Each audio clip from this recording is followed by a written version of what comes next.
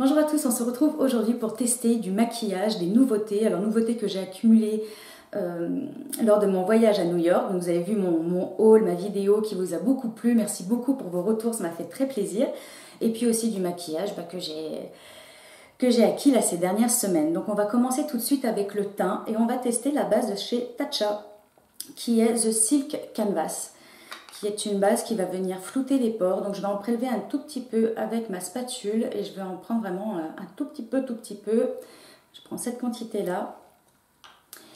Je vais venir chauffer un petit peu entre les doigts et je vais l'appliquer là où j'ai des pores qui sont un petit peu plus larges, un petit peu plus visibles. Donc moi ça se concentre surtout ici sur les ailes du nez, jusque sur les joues presque, et également entre les sourcils. Effectivement, les pores sont floutés, ils paraissent un petit peu moins, ils paraissent moins larges, parce que comblés, hein, du coup, bien sûr. Ce sont des produits qui viennent combler les pores. Donc voici pour la base Tatcha. On va enchaîner, alors je vais rien appliquer d'autre hein, sur le reste de mon visage, bien entendu. Auparavant, j'ai fait tous mes soins et j'ai également appliqué un SPF. J'ai appliqué celui de chez Elisabeth Arden que j'adore, que je vous présentais dernièrement. Et en fond de teint, on va tester ensemble ce nouveau fond de teint de chez Clarins. Il s'agit du Everlasting Youth Fluid, qui est un fond de teint teint lumière et fermeté, avec un SPF de 15 qui se présente comme ça dans un flacon de pompe. Ce fond de teint, je vous le dis, je l'ai déjà essayé une fois parce que je voulais voir quelle était l'application qui me correspondait le mieux. Et ce que je préfère, c'est avec un pinceau qui est assez fluffy comme ça, qui a des poils qui ne sont pas trop denses. Donc j'applique un petit peu le fond de teint, puis en même temps que je l'applique avec vous, je vais vous dire un petit peu ce que j'en pense. Donc je l'ai pris en teinte 108.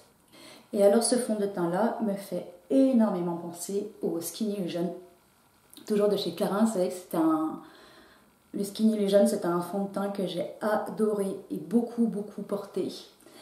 Ils ont la même odeur. Et je le trouve, celui-ci, un poil plus couvrant que le Skin Illusion. Et sachant qu'il a des propriétés, celui-ci, donc on nous dit teint éclatant, lumière boostée, fermeté activée, texture lift, laisse respirer la peau. Alors effectivement, on ne sent pas du tout que l'on porte un fond de teint. Il se fait complètement oublier, on a l'impression qu'on applique une crème hydratante finalement. Et il renvoie vraiment bien la lumière. Alors par rapport, comme je vous disais, au Skin Illusion, je trouve qu'il est un petit peu moins brillant. Je fais exprès d'employer le mot brillant, mais il a toujours une très belle luminosité. Je le trouve très joli ce fond de teint. Donc vous voyez que la façon dont je l'applique, en fait j'applique une couche uniforme sur tout le visage. Et ensuite ce que je fais, c'est que je viens en rajouter un tout petit peu là où j'en ai besoin, là où j'ai mes taches, les taches de mon mélasma, ou alors là où j'ai des petites imperfections. Là j'en ai une sur le bout du nez, ici. Donc je vais simplement venir en réappliquer un tout petit peu sur ces zones-là, toujours avec le même pinceau. Et cette fois-ci je vais venir tapoter pour concentrer un petit peu plus les pigments et pour apporter tout simplement un petit peu plus de couvrance. Donc voici ce que ça donne pour le fond de teint. Vous voyez, il y a une belle couvrance, une belle luminosité. Il est très confortable et il a une très bonne tenue tout au long de la journée.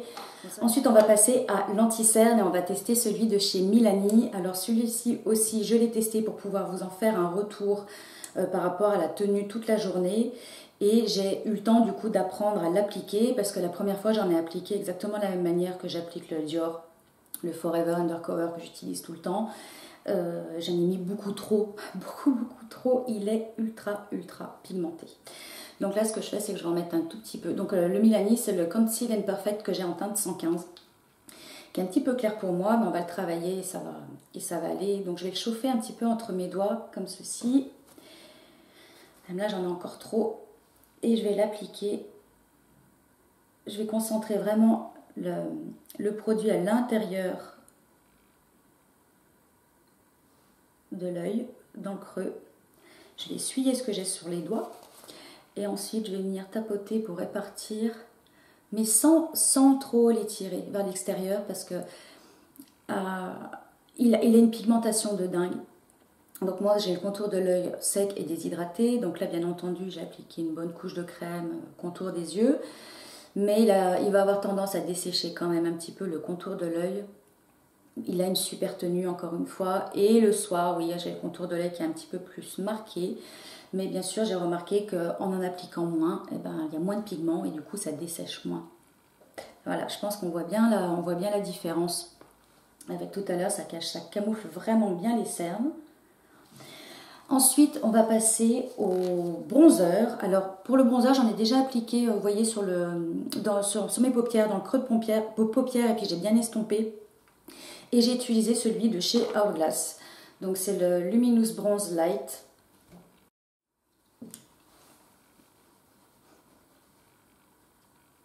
Donc, c'est un bronzer qui est très lumineux, qui va réfléchir, envoyer la lumière.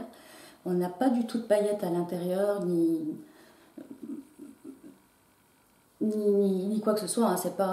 C'est vraiment une question de luminosité. De toute façon, la marque Hourglass, c'est toute une question de lumière, d'éclat, de comment est-ce que les produits viennent réfléchir la lumière.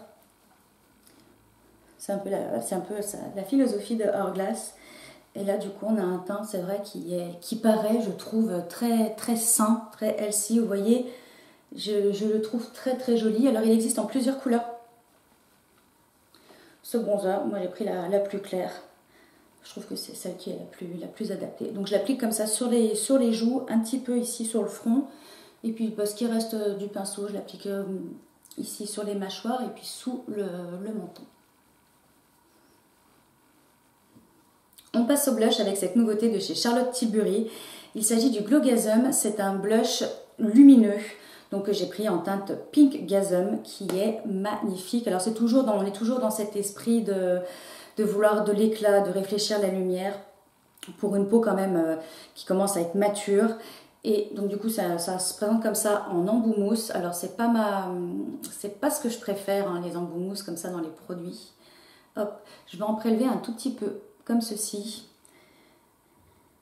que j'estompe sur le dos de la main et je vais venir l'appliquer au doigt. Et il a un petit côté rose mais ultra frais. On revient d'une balade. On a les joues qui ont un petit peu rosy. Il est superbe. Et puis en plus de ça, je trouve qu'il a un côté tellement lumineux.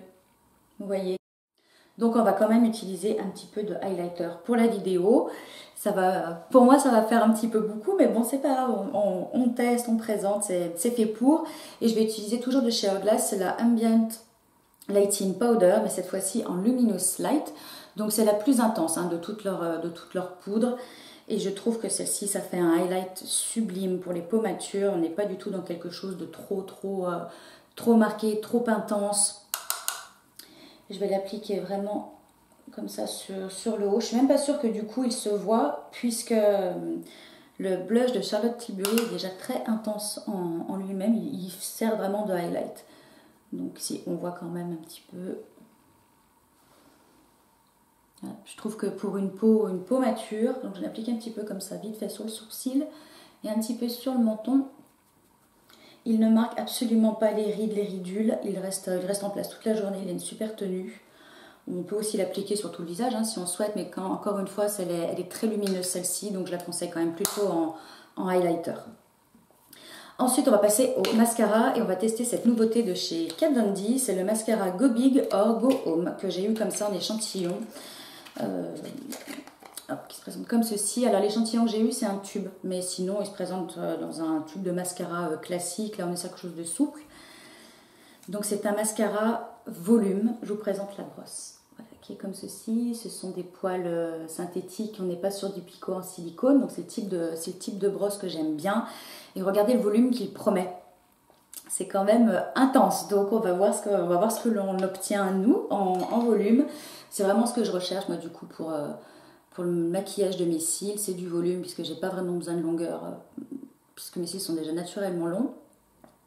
Donc effectivement je vais rechercher du volume. Alors là bon, j'utilise le mascara pour la première fois et j'aime bien utiliser un mascara quand il a déjà quelques semaines. Je trouve qu'il a un rendu complètement différent.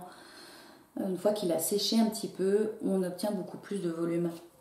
Donc là, on va voir ce qu'il donne déjà comme ça. Donc voici pour le mascara avec 2 couches.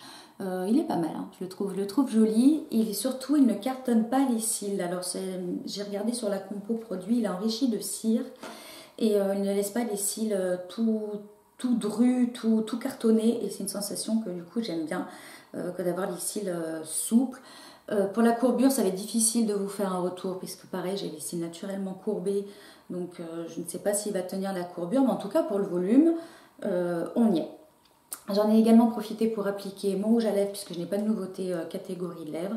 Et j'ai appliqué ce petit lip trio de chez Marc Jacobs. Donc c'est un trio de nude, un gloss, un crayon et un rouge à lèvres que je porte tout le temps en ce moment, j'adore. Donc je vous mettrai le lien en barre d'infos. Et on va continuer avec 2 produits. Alors normalement ce que je fais c'est que juste après, et je vais l'appliquer pour vous montrer, j'applique la brume de chez Tatcha. Donc c'est la Luminous Dewy Skin Mist, donc qui apporte un fini ultra lumineux, mais bon là je pense qu'au niveau lumière on est pas mal aujourd'hui dans ce maquillage, donc apporte un fini lumineux, éclatant et qui va venir réhydrater la peau, la nourrir également puisque le produit contient des huiles. Donc ce que je fais c'est que j'en applique un tout petit peu sur chaque côté du visage. Surtout au niveau des joues, un petit peu moins au niveau de la zone T. Et ça vient apporter tout de suite un confort à la peau si vous avez la peau qui tire un petit peu. Moi là-bas du coup c'est pas le cas, j'ai tellement peu poudré que je n'ai pas la peau qui tire. Et en cours de journée, ce que je vais faire c'est que je vais emporter ce kit pores et matité de chez Clarins que j'ai reçu de la marque. Alors je ne vous ai pas dit mais j'ai reçu aussi le fond de teint de la part de la marque, je remercie. Et là donc du coup c'est un très bel objet. Je trouve ça super. On est bientôt dans les périodes Noël, les fêtes, cadeaux. Si vous voulez une idée cadeau, je trouve que ça c'est super joli. Vous voyez le boîtier pour mettre dans son sac. Donc en fait on est sur un 2 en 1 sur ce produit.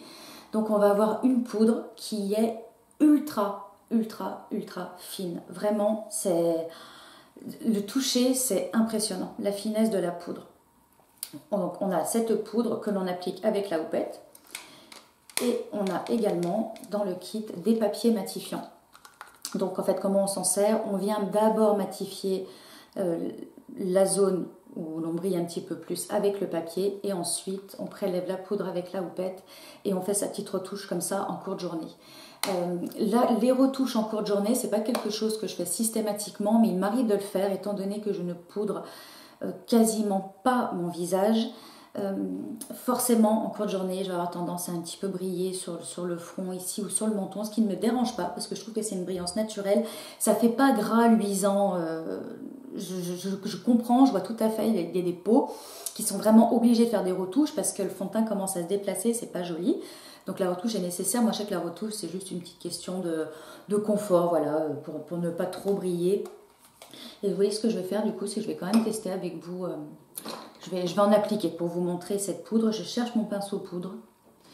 Je vais prendre celui-ci, le Sigma. Je vais prélever un petit peu de poudre. J'enlève et puis je vais simplement venir l'appliquer entre les sourcils. Et je vais en appliquer un petit peu comme ça sur le bout du nez. Et finir ce qu'il y a sur le pinceau ici. Elle est imperceptible, cette poudre, elle est sublime. Superbe.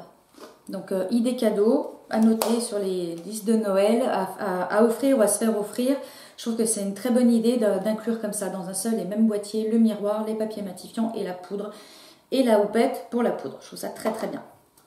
Donc voici pour ce maquillage avec des nouveautés. Donc c'est vraiment ce que je fais en ce moment tout le temps. Gros coup de cœur hein, pour le blush Charlotte Tilbury. Gros coup de cœur pour le fond de teint.